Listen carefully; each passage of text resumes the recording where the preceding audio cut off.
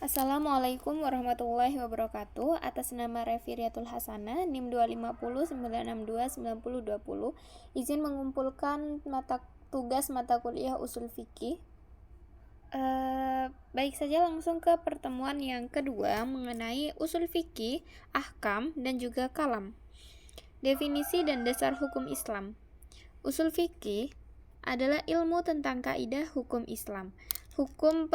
Pembagian hukumnya ada 5, yaitu wajib, sunnah, mubah, makruh, dan juga haram. Wajib adalah sesuatu yang harus dikerjakan. Bila tidak dikerjakan, maka mendapatkan dosa. Sedangkan sunnah adalah sesuatu yang apabila dikerjakan mendapat pahala, tapi jika tidak dikerjakan maka tidak akan mendapatkan dosa. Nah, mubah adalah sesuatu yang netral, jadi boleh dikerjakan atau ditinggalkan. Sedangkan makruh itu adalah sesuatu yang lebih baik untuk ditinggalkan, tapi tidak berdosa jika dilakukan. Dan yang terakhir, haram. Haram adalah sesuatu yang bila dikerjakan maka mendapatkan dosa, bila ditinggalkan maka mendapatkan pahala. Dasar penetapan hukum syariat mengambil dari Al-Quran dan hadis. Baik, langsung ke pembagian kalam. Pembagian kalam terbagi menjadi kalam tauhid atau keesaan Allah, rububiyah atau ketuhanan, nubuwiyah kenabian, ma'ad atau hari akhir, dan samiyat atau hal-hal gaib. Setiap bagian memiliki kedudukan tersendiri dalam kaidah Islam. Kalam dan usul fikih. Kalam menjadi landasan usul fikih dalam menetapkan hukum, keyakinan, dan terhadap kenabian dan otoritas wahyu menjadi dasar sahnya penggunaan Al-Quran dan hadis sebagai sumber hukum. Peran dalam hukum. Kalam menguatkan kehujjahan dalil syariat tanpa fondasi akidah yang benar. Kalam menggunakan kehujjahan dalil syariat tanpa dilandasi akidah yang benar. Penetapan hukum Islam tidak memiliki legitimitas. Kalam memastikan semua sumber hukum bersandar pada otoritas ilahi yang valid.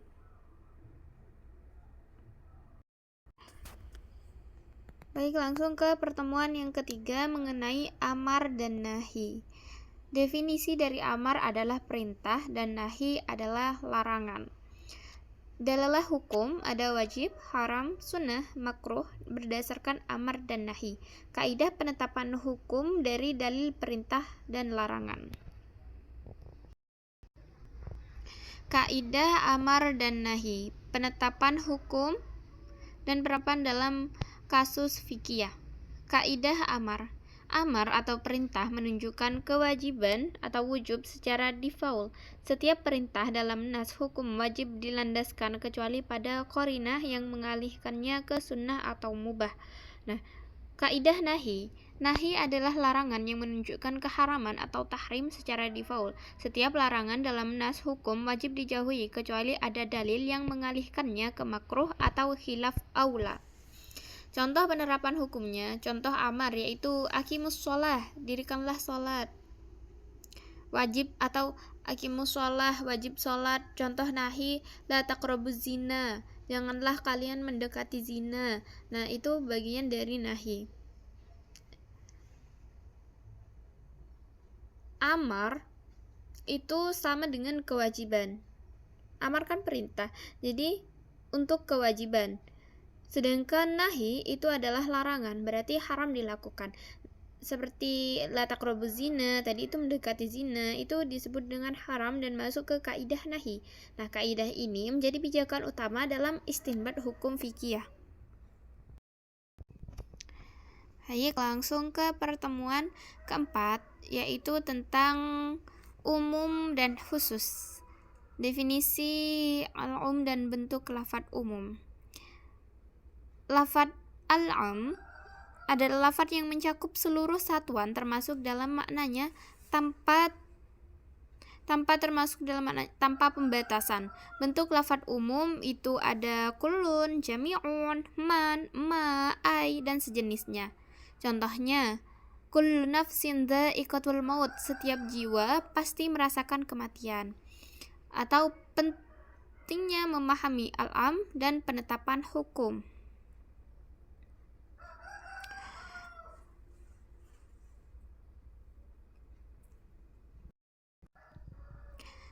Nah, setelah itu ke umum dan khusus bagian kedua mengenai konsep tahsis dan aplikasinya dalam dalil. Pengertian tahsis. Tahsis adalah pembatasan lafadz umum dengan dalil tertentu, mukhassis, sehingga hukum hanya berlaku pada sebagian cakupan lafadz tersebut, bukan keseluruhannya. Jenis-jenis mukhassis ada dua. Yang pertama yaitu mukhassis mutasil seperti istisna, syarat, dan sifat yang menyertai nas. Mukhassis yang kedua yaitu mukhassis munfasil seperti ayat hadis, ijma, atau qiyas yang terpisah dari nas asal. Contoh tahsis di Quran surat Al-Baqarah ayat 228 menyebutkan iddah 3 quru untuk semua wanita. Namun ditakhsis oleh ayat lain untuk wanita hamil di Quran 65 ayat 4 dan wanita yang belum digauli. Nah, itu beda lagi. Kemudian pertemuan yang selanjutnya, pertemuan 5 mengenai mutlak dan muqayyad.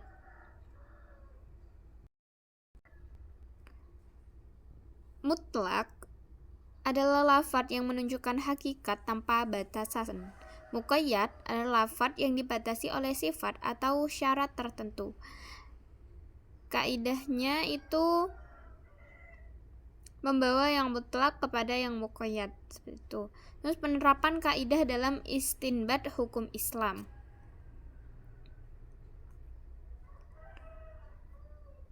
Mutlak dan muqayyad. Contoh dalam Al-Quran, contohnya yang mutlak yaitu maka bayarlah fidyah. Quran surat kedua ayat 196. Tanpa batasan. Contoh muqayyad, puasa 6 hari di bulan Syawal, terikat syarat waktu dan kondisi tertentu. Contoh dalam hadis mutlak, perintah memotong tangan pencuri tanpa syarat tambahan. Hadis muqayyad, perintah wudhu dengan air yang suci, terikat sifat air yang digunakan. Implikasi dalam penafsiran. Lafadz mutlak dibawa ke makna muqayyad bila hukum dan sebabnya sama. Implikasinya mempengaruhi keabsahan ibadah dan penetapan hukum fikih. Pertemuan yang selanjutnya mengenai mujmal dan mubayyan. Mujmal adalah lafadz yang maknanya belum jelas dan memerlukan penjelasan lebih lanjut. Mubayyan atau bayan adalah lafadz yang maknanya sudah jelas dan tidak memerlukan penafsiran tambahan. Keduanya merupakan konsep penting dalam memahami nas Al-Quran dan hadis.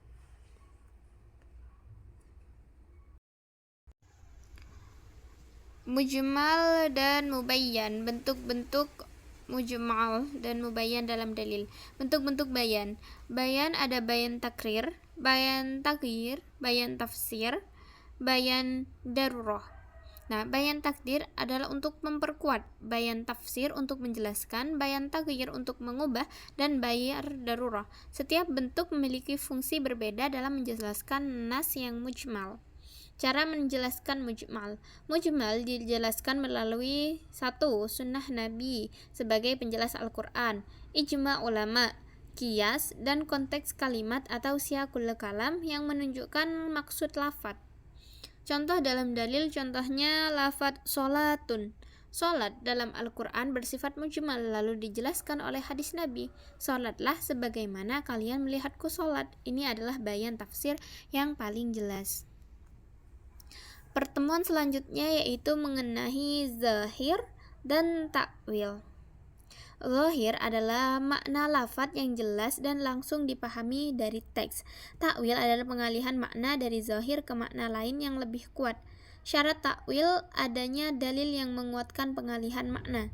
Dasar hukumnya yaitu Quran surat Al-Imran ayat 7.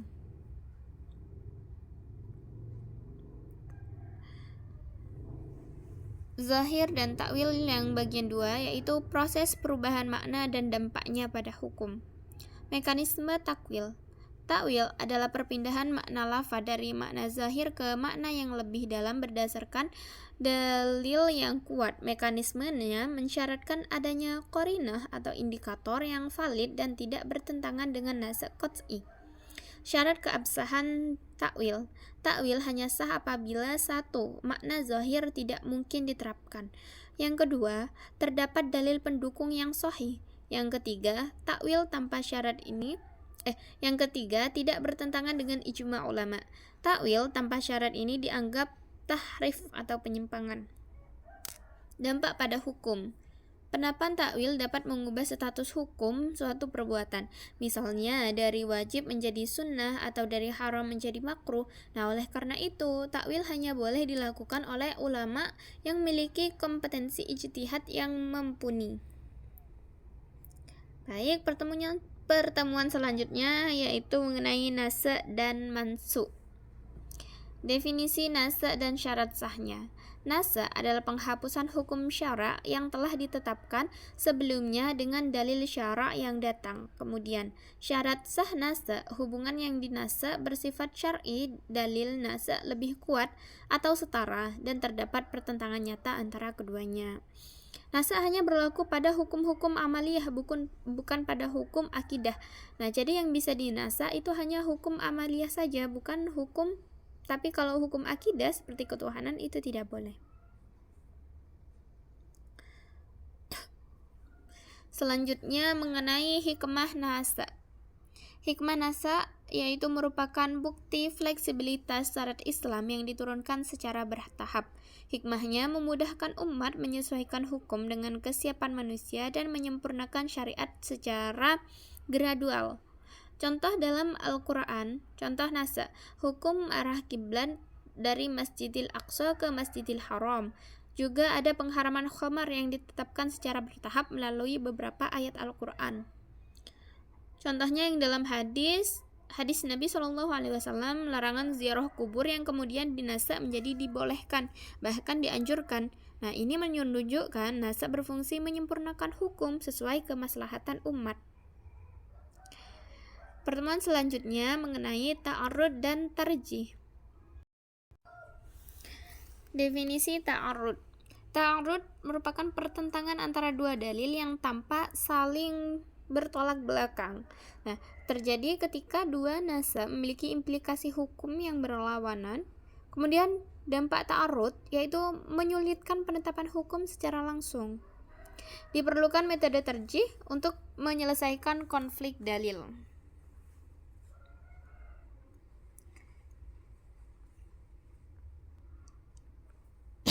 Metode penyelesaian konflik dalil dalam usul fikih.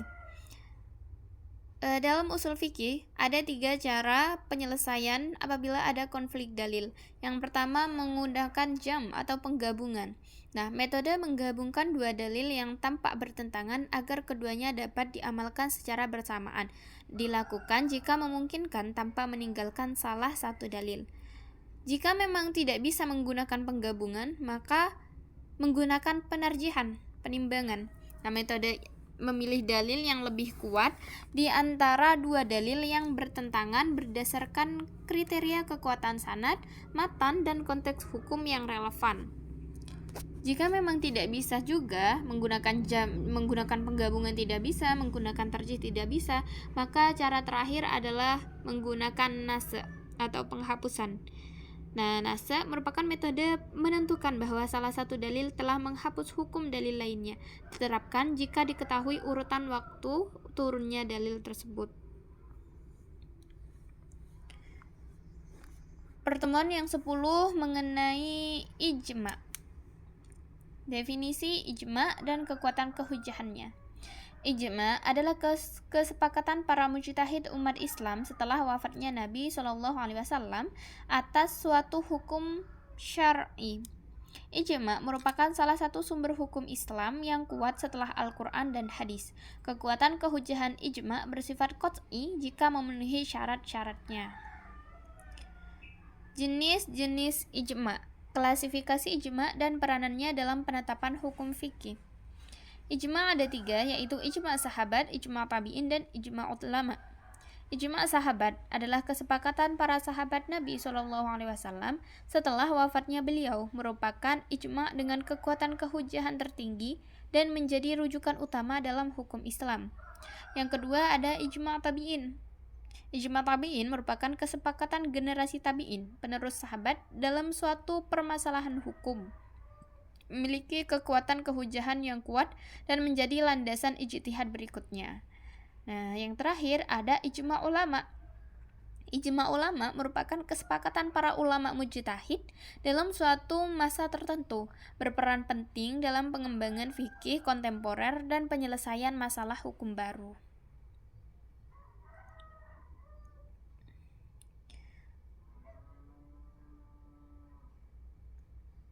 Materi selanjutnya mengenai perbuatan Nabi Shallallahu Alaihi Wasallam dan hadis. Hujjah af'al Nabi dan klasifikasi perbuatannya. Hujjah af'al Nabi adalah dasar kehujahan perbuatan Nabi. Klasifikasi perbuatan adalah tasyri' dan non-tasyri', adalah hukum dari perbuatan Nabi. Wajib, sunnah, atau mubah berdasarkan konteks. Khabar dan klasifikasi hadis. Definisi khabar. Khabar adalah berita atau informasi yang disampaikan dari Nabi SAW. Khabar mencakup segala bentuk riwayat, baik perkataan, perbuatan, maupun ketetapan Nabi yang menjadi sumber hukum Islam. Mutawatir dan ahad. Hadis mutawatir adalah hadis yang diriwayatkan oleh banyak perawi sehingga mustahil berdusta, menghasilkan ilmu qat'i. Hadis ahad diriwayatkan oleh satu atau beberapa perawi saja, menghasilkan ilmu dhanni yang tetap wajib diamalkan. Kehujahan hadis. Hadis mutawatir bersifat qat'i dan wajib diterima.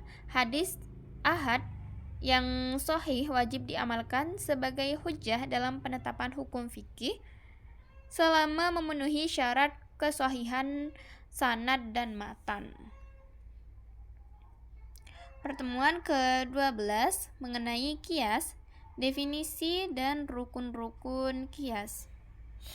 Definisi qiyas adalah menyamakan hukum suatu perkara baru dengan perkara yang sudah ada nasnya karena kesamaan illat.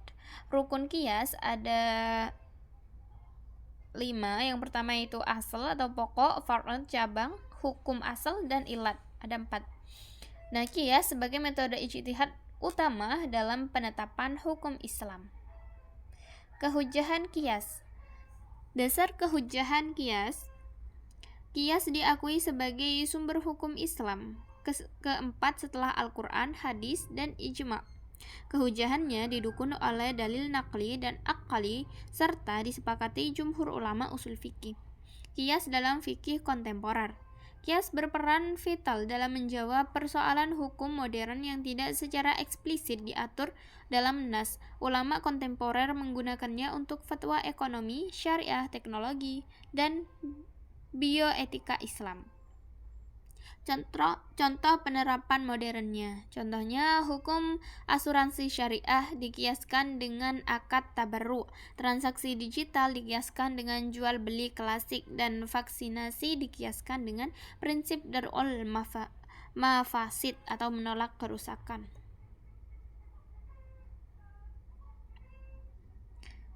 Pertemuan ke-13 mengenai hukum-hukum, larangan dan kebolehan dalam hukum Islam.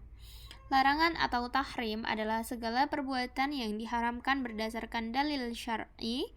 Kebolehan atau ibahah merupakan perbuatan yang diizinkan dengan batasan tertentu. Sedangkan prinsip dasar adalah segala sesuatu yang pada asalnya boleh kecuali ada dalil yang melarang.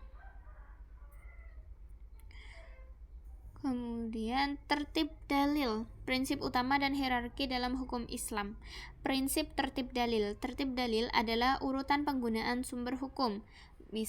Hukum terkuat itu dimulai dari Al-Quran, diikuti dengan sunnah, ijma', lalu qiyas. Nah, setiap dalil digunakan sesuai tingkatannya dalam hierarki hukum Islam. Penerapan dalam fikih. Contohnya, hukum zakat ditentukan oleh Al-Quran, diperinci oleh sunnah, dikuatkan oleh ijma' ulama, dan dikembangkan melalui qiyas pada kasus-kasus kontemporer. Implikasi hukum. Tertib dalam menjaga konsistensi dalam keaslian hukum Islam. Keadilan hukum Islam. Mujtahid wajib mengikuti urutan ini agar tidak menjadi kontradiksi dan penyimpangan dalam penetapan hukum. Baik, yang terakhir yaitu mengenai ijtihad di pertemuan yang ke-14. Sifat mufti dan mustafti. Sifatul mufti wal mustafti, yaitu karakteristik dan syarat mufti serta mustafti dalam Islam. Nah, pentingnya kualifikasi ijtihad yaitu ilmu, keadilan, dan kemampuan istinbat hukum. Peran mufti dalam memberikan fatwa yang sahih dan bertanggung jawab.